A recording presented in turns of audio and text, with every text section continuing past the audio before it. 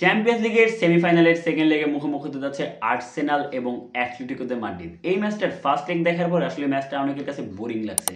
এর পিছনে অন্যতম কারণ ছিল তার আগের দিন একটা 9 গোলের অ্যাটাকিং ওরিয়েন্টেড ফুটবল দেখার পরে পরের দিন আসলে ডিফেন্সিভ ফুটবল দেখে আসলে অনেকের কাছে খুব বেশি ভালো লাগে না এই ম্যাচটা।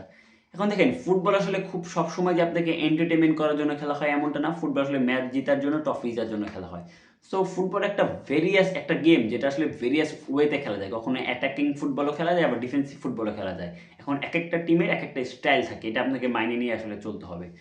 সো ম্যাচটা আসলে হইতে যাচ্ছে আর্সেনালের ঘরের মাঠে, এবং আর্সেনাল কিন্তু এইবারের চ্যাম্পিয়ন্স লিগের একমাত্র দল যে আসলে আনবিটেন চ্যাম্পিয়ন্স লিগে, অন্য কোনো দল আসলে আনবিটেন নাই। আর্সেনাল যদিও আনবিটেন দল, কিন্তু সে তার রিসেন্ট পারফরমেন্সে খুব বেশি আসলে ভালো করছে এমনটা আসলে বলা যাবে না।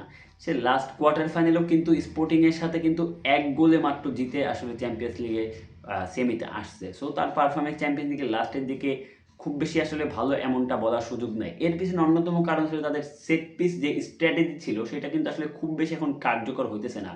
কারণ এটা মানুষ আসলে অন্যান্য টিমগুলাই সেট পিস দেখতে দেখতে তাদের গবেষণা করে আসলে অ্যান্টি সেট পিসটা আসলে বের করে ফেলছে। সো তাদের সেট পিস কাজ না করার কারণে তাদের আসলে অ্যাটাকের অনেকটা অংশ এখন কমে গেছে। সো তারা আসলে তাদের অ্যাটাকিং ওয়েতে স্ট্রাগল করতেছে। কিন্তু তাদের ঘরে মাঠে যেহেতু খেলা, এবং তারা যে ফুটবলটা আসলে খেলে ডিফেন্সিভ ফুটবল, তাদের ডিফেন্স কিন্তু ভাঙা আসলে সহজ না। সালিবা এবং গ্যাব্রিয়েলের যে ডিফেন্স লাইন, সাথে হেমক্যাম্পিয়ার যে পারফরমেন্স চলতেছে এখন লেফট ব্যাকে, তাহলে তাদের এখন এত সহজ আসলে তাদের ডিফেন্স খোলা আসলে অ্যাটলেটিকোর জন্য হবে না সহজ।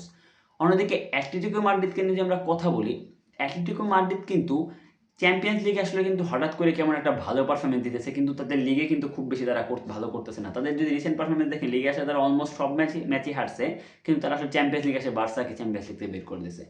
সো তাদের এই চ্যাম্পিয়ন্স লিগে একটা হঠাৎ ভালো পারফরমেন্সের কারণ কি এটা জানা নাই, কিন্তু তারা আসলে ভালো পারফরমেন্স করতেছে এখন চ্যাম্পিয়ন্স লিগে।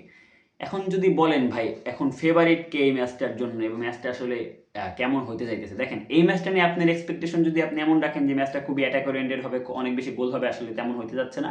ম্যাচটা সেই ফার্স্ট লেগের মতোই হবে।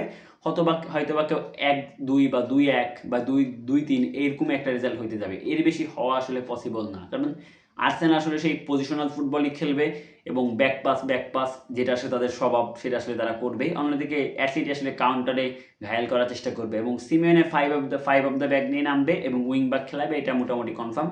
কারণ যে 3 অফ দ্য ব্যাকের রিস্ক নেবে না, যেহেতু চ্যাম্পিয়ন্স লিগের সেকেন্ড লেগ এবং অ্যাওয়ে মাঠে যায় খেলা। এখন এমিরেটস মাঠে আসলে আর্সেনালের রিসেন্ট পারফরমেন্সগুলো খুবই খারাপ না, একদম মোটামুটি ভালোই তাদের পারফরমেন্স। এবং আমার মতে আসলে অ্যাটলেটিকো দে মাদ্রিদ আমার কেন জানি মনে হচ্ছে আসলে চ্যাম্পিয়ন্স লিগে ফাইনালে যাইতে যাইতে চলে যাইতেছে। কারণ কেন বলতেছি আমি, আমার কাছে একটু ফেভারিট কেন লাগতেছে, দেখেন, যদি আপনি বলেন যে ভাগ্য অভিজ্ঞতা, তাহলে কিন্তু আর্সেনাল থেকে ভাগ্য বলেন অভিজ্ঞতা বলেন অ্যাটলেটিকো মাদ্রিদের কিন্তু চ্যাম্পিয়ন্স লিগে বেশি। এবং কোচের অভিজ্ঞতা যদি আপনি বলেন, Diego Simeone far better than Mikel Arteta as a experienced coach, এবং তার আসলে এই স্টেজগুলাই প্লেয়ার খেলায় কেমনে কি খেলাইতে হবে এটা এক্সপিরিয়েন্স মানে বেশি। এবং অন্য যদি প্লেয়ারগুলোকে নিয়ে কথা বলেন, আপনি দেখেন আর্সেনাল টিমের যেই প্লেয়ারগুলো আছে তারা কিন্তু চ্যাম্পিয়ন্স লিগ ফাইনাল খেলা বা চ্যাম্পিয়ন্স লিগে খুব একটা খেলা প্লেয়ারগুলোর মধ্যে না। কিন্তু অন্যদিকে যদি আপনি আতোয়ান গ্রিজম্যানের কথা বলেন, কোকের কথা বলেন, এরা কিন্তু চ্যাম্পিয়ন্স লিগ ফাইনাল খেলা প্লেয়ার। সো তাদের কাছে একটা এক্সট্রা অ্যাডভান্টেজ তাদের এক্সপিরিয়েন্স। এবং মাঠের খেলায় যে আসলে এক্সপিরিয়েন্সটা অনেক বেশি ম্যাটার করে, এটা অন্যতম কথা বলার বাকি বাহুল্য রাখে না। এবং আমার মনে হচ্ছে যে একটা খুবই স্লাইডলি একটা ডিফারেন্স নিয়ে আসলে আর অ্যাটলেটিকো মাদ্রিদ ফাইনালে যাইতেছে, এবং আমার এটাই মনে হচ্ছে। এখন আপনি আপনাদের মতামত জানাইতে পারেন যে আসলে কাকে দেখতেছেন আপনারা ফাইনালে, অ্যাটলেটিকো মাদ্রিদ নাকি আর্সেনাল। ফুটবল ম্যাচ যে কোনো সময় যে কোনো কিছু হতে পারে। যদি আমার ফেসবুক থেকে দেখেন ফলো করতে পারেন, ইউটিউব থেকে সাবস্ক্রাইব করতে পারেন। ধন্যবাদ।